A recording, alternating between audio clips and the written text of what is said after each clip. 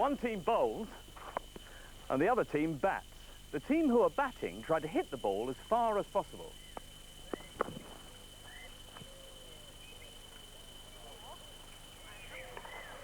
The other team tried to hit the wicket. Yes! Or catch the ball to get the batsman out. The winning team is the one that scores the most runs. The first known cricket rules were written in 1744, and the sports governing body, the Marylebone Cricket Club, known as the MCC, was formed in 1787. Cricket matches can last from an afternoon to 5 days for an international game, which is called a test match.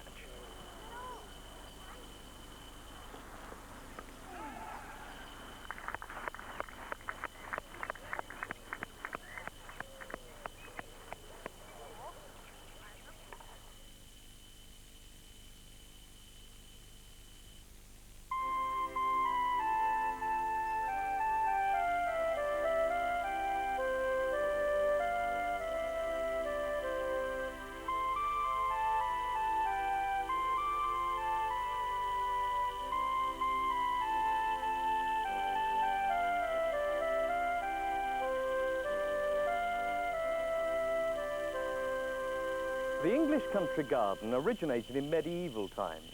Then it was a place to grow herbs like parsley, sage and rosemary, which were used to flavour food. Gradually, other plants were introduced, especially flowers for decoration.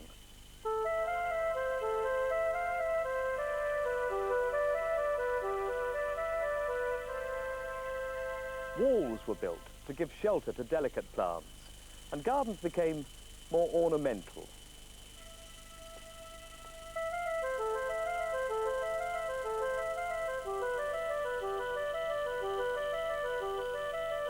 English gardens today contain hundreds of varieties of flowers, fruit and vegetables. Many of these didn't originally grow in Britain.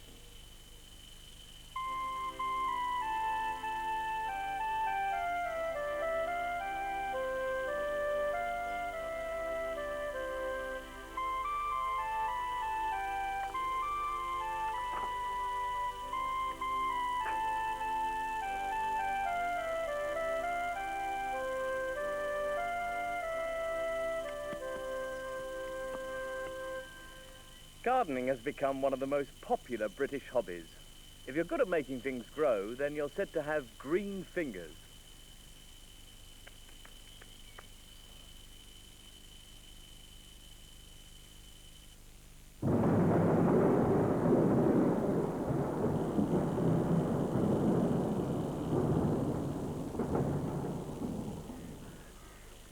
The British weather has a bad reputation.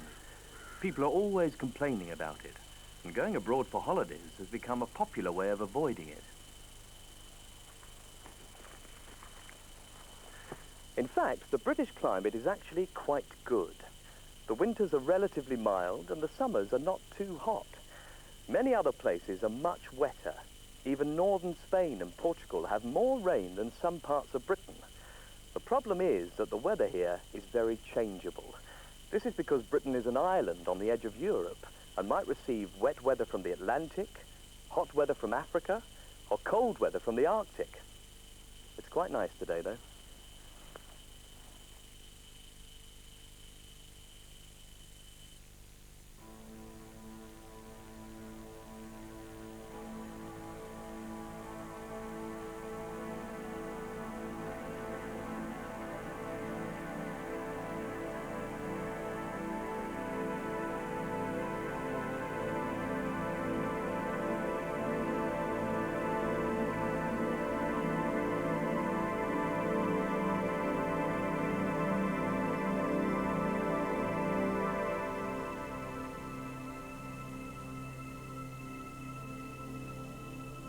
Stonehenge on Salisbury Plain in Wiltshire is one of the most mysterious prehistoric sites in Britain. Who built it? Why did they build it? How did they build it? The stone circle was built approximately 4,500 years ago, probably as a site for religious ceremonies.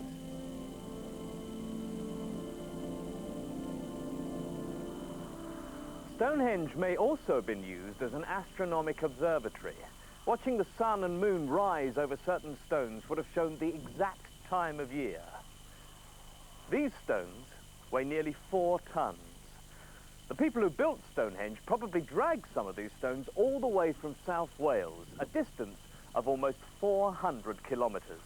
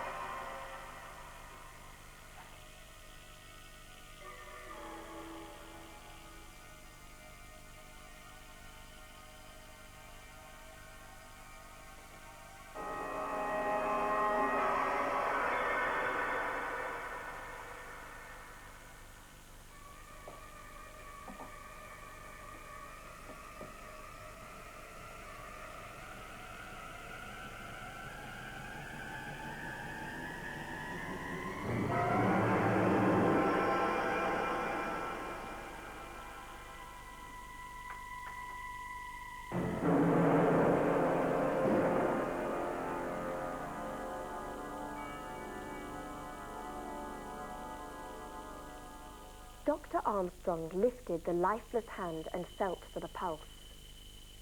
Then he turned to the others and said, and his voice was expressionless, dead, far away, "He's been shot." But who shot him? That's the question posed by the world's best-selling crime writer, Agatha Christie.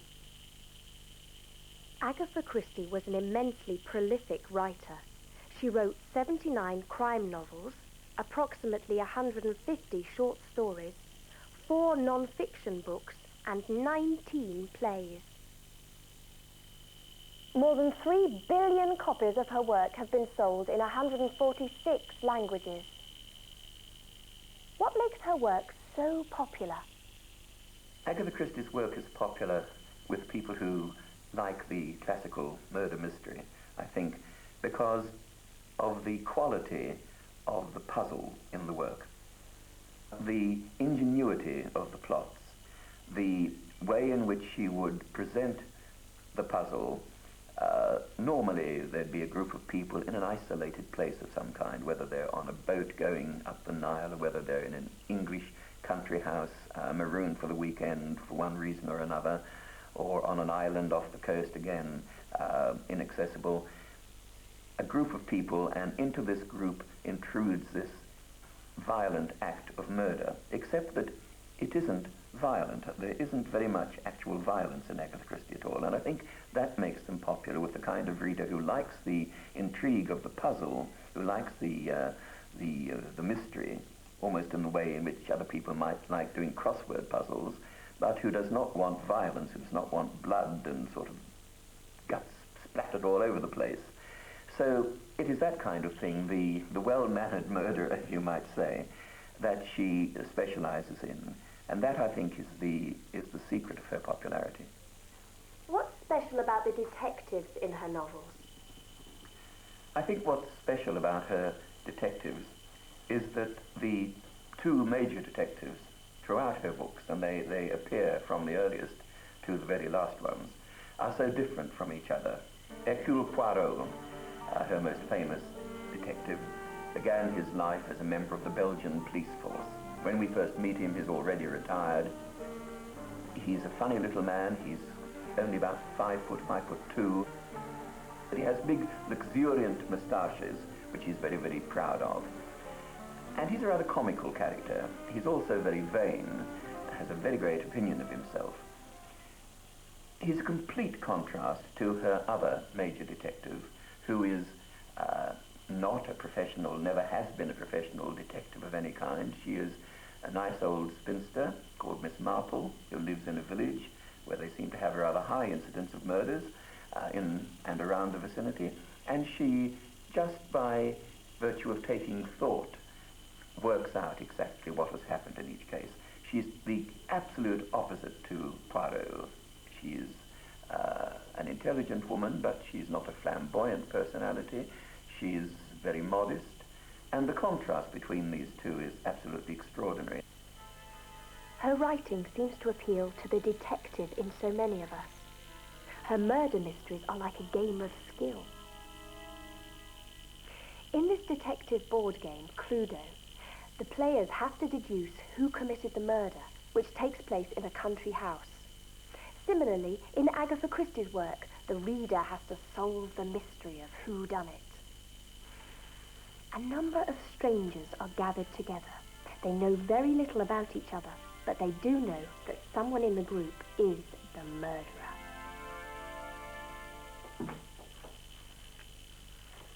In Agatha Christie's country house settings, a murder takes place in nearly every room. The drawing room, the dining room, the kitchen, and of course the library.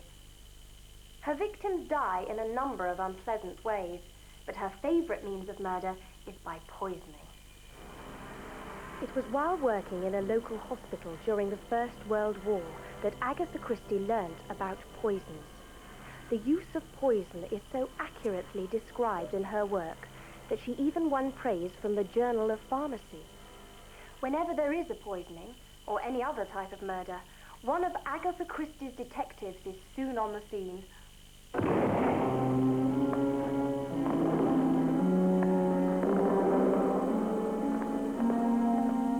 Tara, look. Miss Buckley. You...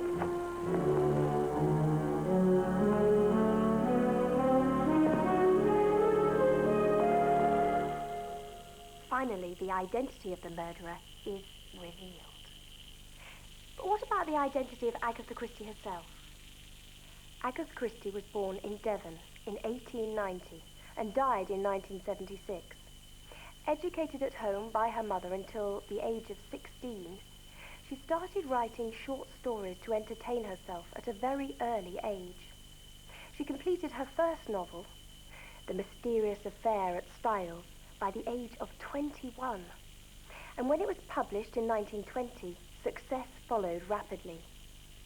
Although she enjoyed her success, she avoided publicity. In fact, she was famous for not giving information about herself and found that she had nothing to say in interviews. One of her rare public appearances was to celebrate the 21st year of The Mousetrap. This phenomenally successful play is the longest-running show in the world. It opened in London in 1952 and is still running today. Out of the public eye, Agatha Christie spent much of her time either travelling abroad with her second husband, the archaeologist Max Mallowan, or writing at her home in Devon, a few miles from where she was born. But there was a period in her life which would have challenged the skills of even her most perceptive detectives. In December 1926, Agatha Christie disappeared for 11 days. Her car was found abandoned by the side of a country road. A nationwide search was launched, and eventually she was found in a hotel in Harrogate, many miles from her home. She suddenly disappeared in circumstances which made it seem likely that she'd either killed herself or possibly her husband had murdered her and disposed of the body. The newspapers were excited about this. Her readers were terribly excited about it. The first weekend of her disappearance, 15,000 people were searching the Downs, helping the police look for clues. All she says about this in her autobiography, I think, is in 2 or 3 lines. Something like, I became ill, there was breakdown and agony for a time, but eventually life went on and so on. Apart from her family, no one really knows what happened in those 11 days. What is known is that the period preceding them was exceptionally unhappy. To find clues to how she really felt at that time, we have to turn to the novels she wrote under the pseudonym Mary Westmacott. In these love stories, she explores the psychological and emotional lives of her characters. Agatha Christie was a very private person, and for nearly 20 years it was not known that she and Mary Westmacott were one and the same. In the world of Agatha Christie, true identities are kept a mystery until the very end.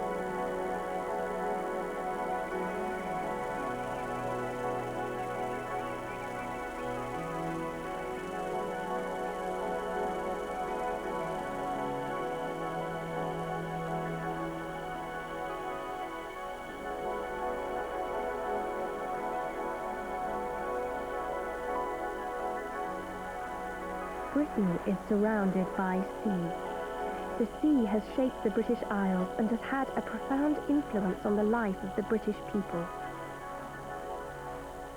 For centuries, the British endeavoured to rule the waves. We had a powerful navy. Explorers found new sailing routes and discovered new lands. Many of our national heroes were sailors. Socially and economically, British life was dominated by the sea. The fishing and shipbuilding industries were of huge economic importance. British shipyards built some of the world's finest ships, and the seaside attracted crowds of holidaymakers, despite the British weather.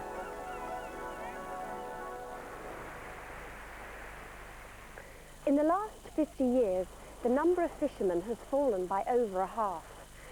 Today there are still a dozen major shipyards in operation, whereas before the Second World War there were nearly 100. The economic significance of the sea is declining, and Britain no longer has a vast navy. But for many British people, the sea still plays an important part in their lives. Both my grandfathers went to sea in sailing ships carrying cargo. My father went to sea in sail. They went to the Mediterranean and Newfoundland and the Caribbean. My mother's father was a shipwright, shipbuilding in Salcombe, and he was in Salcombe until the wooden shipbuilding died out. But he went to see a ship's carpenter on sailing vessels, and my father's father went to sea on sailing vessels that were Salcombe built also. The sea has always been part of my life. I can't imagine life without it, really. My father had been in the Royal Navy for 2 World Wars, and I suppose the sea was in my blood, although that sounds a bit of a cliche. Having said that, my son, who's 19, he's gone to sea after me. But the big point, I suppose, is travelling around the world, because I must have been around the world, I suppose, 25 times whilst I was at sea with P&O, and loved every minute of it. I've just always loved the sea, and I like the sea when it's wild, but from the land. I prefer it not so wild when I'm on a boat. Every emotion you can think of, the sea will portray it. Sometimes it's like a really kindly mother, and other times it's just so dangerous and scary and exhilarating, and everything in between. A yacht sailing along in the wind is one of the most romantic images of the sea.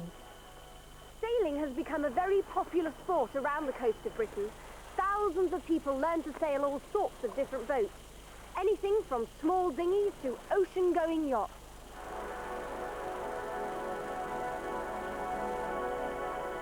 It gets me away from work pressure, because when you're sailing, you have to focus on that and nothing else. So it's a good relaxation. You've got plenty of clean air. You can get away from people that you really don't want to be around. And conversely, you can be around people that you want to be around, because when you're in a boat with someone, you have to get on with them. You can go and live in places that you'd never ever be able to have a house or even stay, and you can stay for as long as you want and move on. And you can go out to sea, or you can come in and stay in the creeks, and it's just endless, really.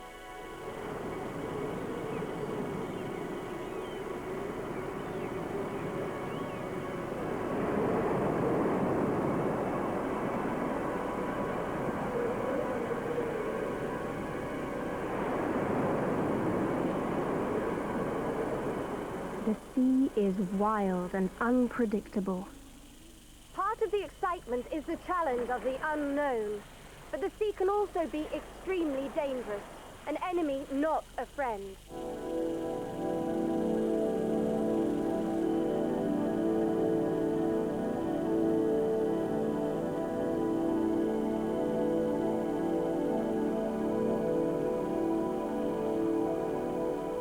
Around the coast of the British Isles, there are more than 200 lifeboat stations.